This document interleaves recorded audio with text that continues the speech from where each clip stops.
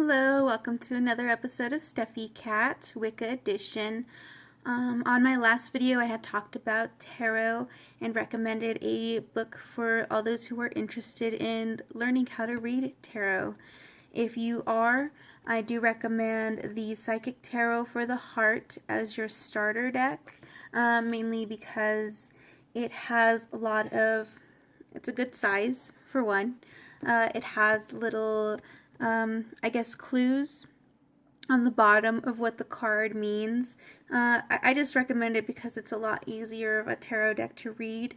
It doesn't have any of the court cards, and it has a few of the, I guess they're called mana cards. But it is a really good and interesting tarot deck to start off with. It has a really good long description of what each card represents as well. So on that, I'm going to go ahead and do a few videos about the major arcanas and then go on to the minor arcanas and then go into the court cards. So I'm going to do a few videos about the tarot deck itself. So let's go on to start off with the major arcanas.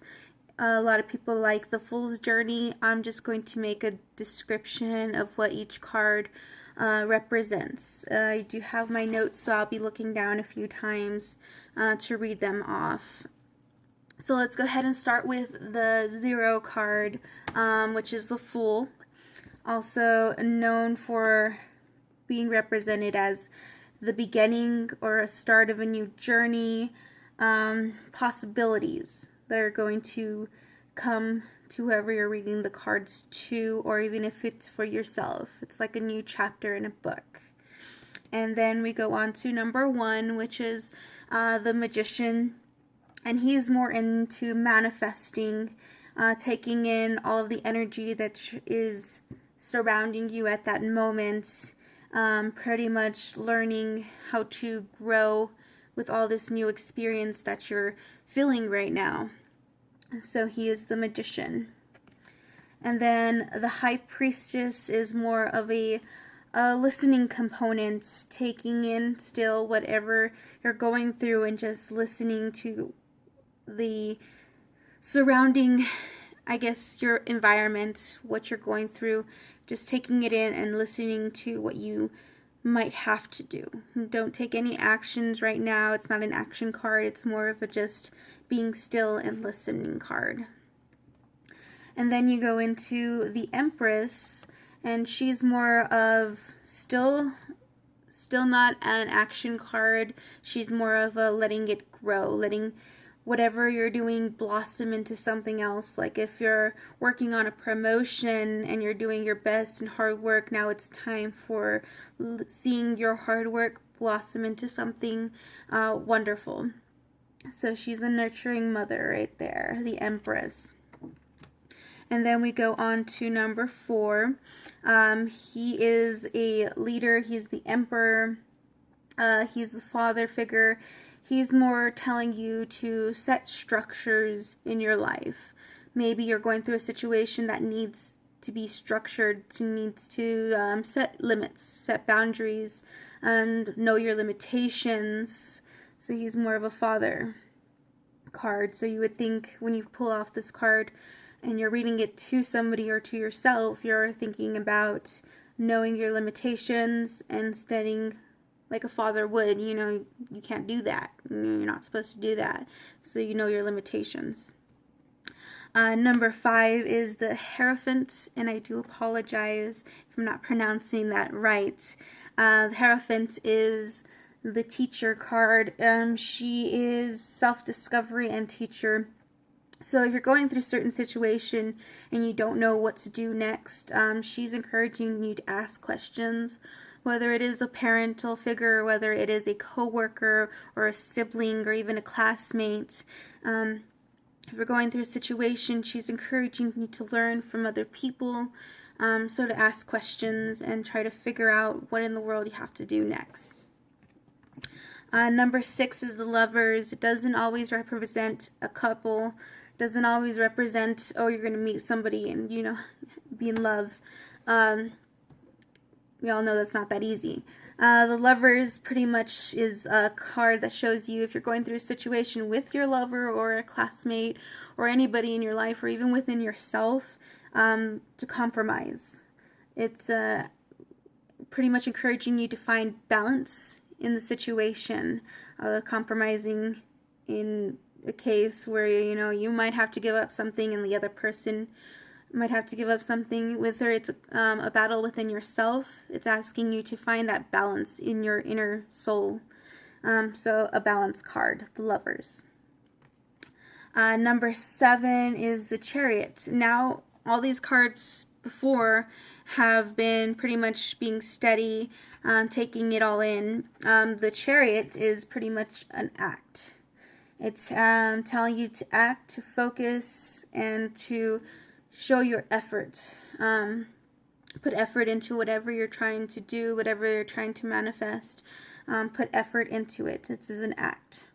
To move is the bottom little word. I'm pretty sure it's backwards on the video, but it's telling you to move, to act.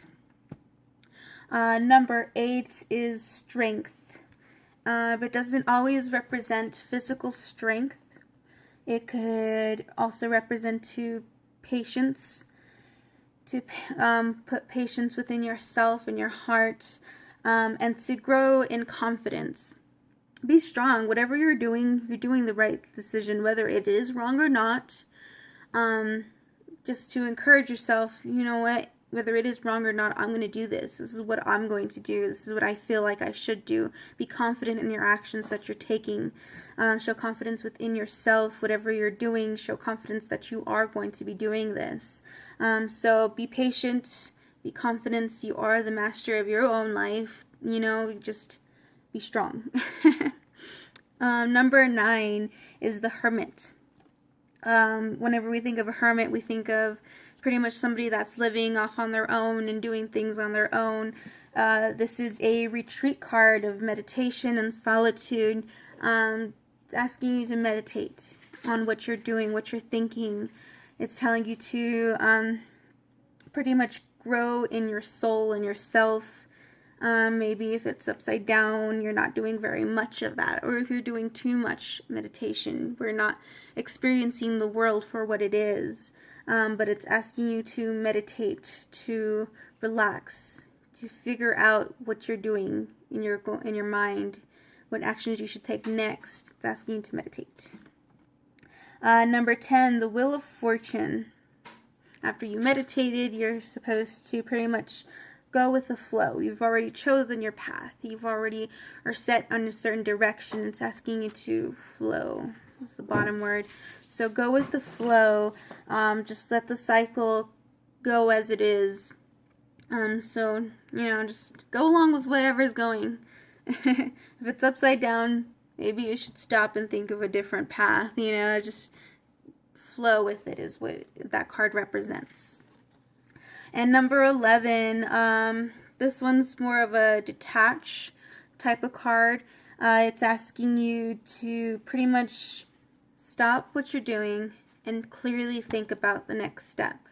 It's asking you to take responsibility for the actions you've already taken. You know, yeah, I probably messed up, but now it's time to stop and think and consider different pathways to go from here. Yeah, you did something that you probably regret, or you're going through something that you are completely lost about and you don't think you did the right thing. That's okay. You take responsibility for that action and you continue on. You rethink things through. So those are the first 12 cards that we did on the major arcanas. In the next video, I'll do the next one. There are 22 major arcanas in every deck, so I'm going to do the rest in the next video. I really hope you guys like it. If one of these cards represents something different for you, please leave a comment in the section below. I do thank you guys for following me on Facebook and on Twitter, and I hope to hear from you guys soon, and I'll see you guys in the next video. So, guys, have a wonderful, blessed day. Thank you.